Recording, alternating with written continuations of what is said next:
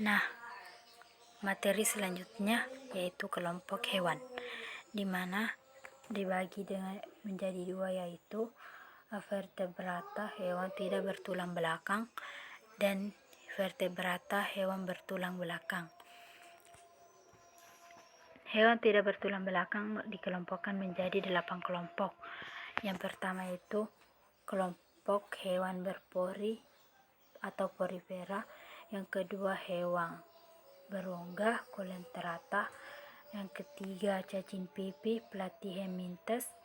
Yang keempat cacing gilik atau nematelminthes. Yang kelima cacing berbuku-buku, Annelida. Yang keenam hewan berlunak atau moluska. Dan yang ketujuh hewan dengan kaki berruas-ruas atau arthropoda. Dan yang kedelapan hewan berkulit duri atau echinodermata. Dapat kita lihat pada gambar, yaitu kelompok-kelompok hewan tidak bertulang belakang.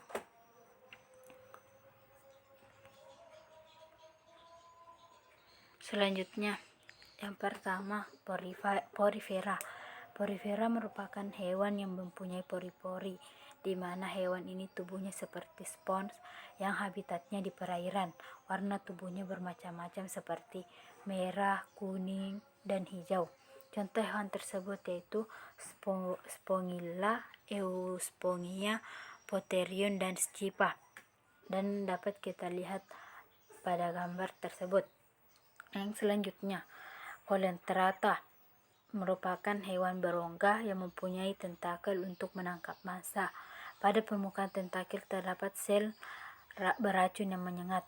Tubuhnya ada yang berbentuk polip yang menempel pada tempat hidupnya, dan ada yang berbentuk medusa yang bergerak aktif melayang-layang di air seperti payung. Contohnya yaitu ubur-ubur, bunga karang, obelia, hidra, dan anemon adalah contoh hewan dari coelenterata. Dan selanjutnya cacing atau vermes, yang merupakan hewan bertubuh lunak, tak bercangkang, dan tubuhnya simetri bilateral. Berdasarkan bentuk tubuhnya dibagi menjadi 3 kelompok. Yang pertama cacing pipih atau platyhelminthes, contohnya seperti cacing hati, cacing pita. Kedua cacing gilik atau nematelminthes, yang merupakan tubuhnya bulat panjang dan tidak bersegmen, contohnya itu cacing perut, cacing kremi, dan cacing tambang. Dan selanjutnya cacing gelang atau Annelida, yang tubuhnya berwarna seperti cincin, contohnya seperti cacing tanah, lintah, dan pacet.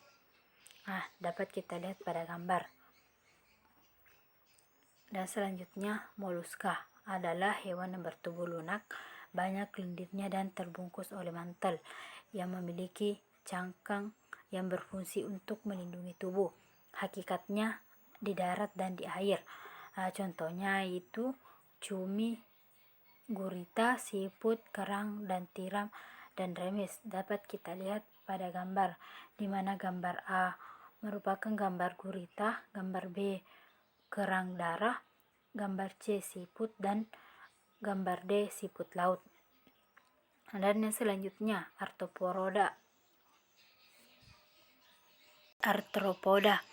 yang merupakan hewan yang berbuku-buku. Tubuhnya dibedakan atas kepala, dada, dan perut. Tubuhnya terbungkus zat kitin yang keras dan memiliki alat indera yang peka terhadap sentuhan dan bau-bauan, yang memiliki mata faset, yaitu mata majemuk yang terdiri atas beribu-ribu mata kecil berbentuk segi enam. Arthropoda dibagi menjadi 4 kelas, yaitu yang pertama insekta atau serangga, contohnya belalang, lembah, kumbang. Yang kedua krustacea atau udang-udangan, contohnya itu seperti udang, kepiting, rajungan. Dan yang ketiga arachnoida atau laba-laba, contohnya seperti laba-laba, kalajengking, kutu, dan caplak. Dan yang keempat myriapoda atau lipan, contohnya itu seperti kelabang, kaki seribu. Dan yang terakhir echinodermata, yang merupakan hewan yang tubuhnya diselimuti duri, ada lempengan zat kapur dan zat kitin yang keras. tubuhnya simetri radial dan dengan 5 lengan. Pada tubuhnya yaitu terdapat sistem ambulakral untuk alat gerak, bernapas, dan menangkap massa. Echinodermata ini dibagi menjadi 5 kelas. Yang pertama,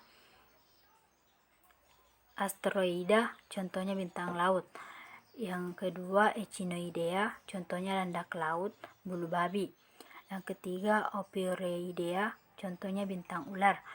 Dan yang keempat, chironoida, merupakan contohnya lilia laut. Dan yang kelima, holoturoidea, contohnya teripang. Selanjutnya, hewan bertulang belakang atau vertebrata. Dapat kita lihat pada gambar beberapa jenis hewan. Hewan vertebrata ada 5 kelompok. Yang pertama yaitu Pisces, contohnya yaitu seperti ikan. Yang kedua amfibia, contohnya itu pada gambar C yaitu katak atau kodok. Dan yang ketiga reptilia, yaitu contohnya seperti pada gambar D yaitu ular. Dan yang terakhir mamalia, yaitu contohnya seperti pada gambar B yaitu gambar sapi. Dan yang selanjutnya aves, yaitu contohnya seperti pada gambar E yaitu merupakan aves yaitu burung. Klarifikasi makhluk hidup menurut Carolus Linnaeus berdasarkan atas persamaan dan perbedaan struktur tubuh makhluk hidup dapat dilakukan dengan cara-cara berikut. Yang pertama yaitu mengamati dan meneliti makhluk hidup, yaitu persamaan ciri struktur tubuh luar maupun struktur tubuh dalam dari berbagai jenis makhluk hidup. Yang kedua, jika makhluk hidup yang memiliki struktur tubuh yang sama dan mirip dijadikan satu kelompok. Makhluk hidup yang memiliki ciri berlainan dikelompokkan tersendiri. Selanjutnya, memberikan istilah tertentu untuk tingkatan klasifikasi berdasarkan banyak sedikitnya persamaan ciri pada setiap jenis makhluk hidup yang dikelompokkan.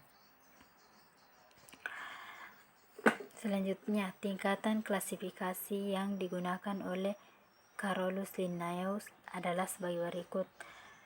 Kingdom atau regnum, yaitu dunia atau kerajaan. Filum atau divisi, bagian atau keluarga besar. Filum untuk hewan dan divisi untuk tumbuhan. Klasik atau kelas, ordo atau bangsa, familia suku, genus marga, spesies atau jenis.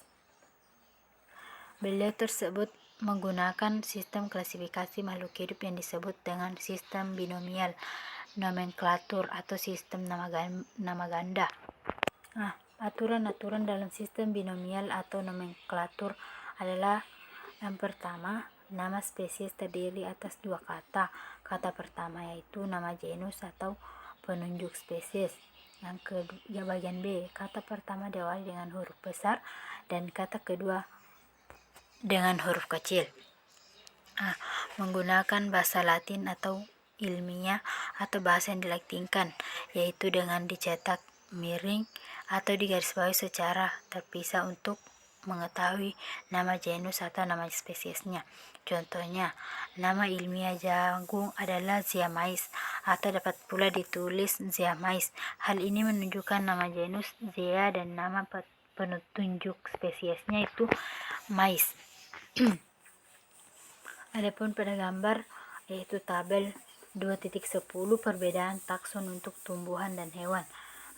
Perbedaannya itu tumbuhan kingdom Plantae, divisi Spermatophyta, klasik Monocotyledoneae, ordo Graminales, familia Graminae, genus Zea, spesies Zeamais atau jagung, yaitu kelompok hewan. Kingdom Animalia, filum Chordata, klasik Mammalia, ordo Carnivora, familia Canidae, genus Canis, spesies Canis familiaris atau disebut anjing.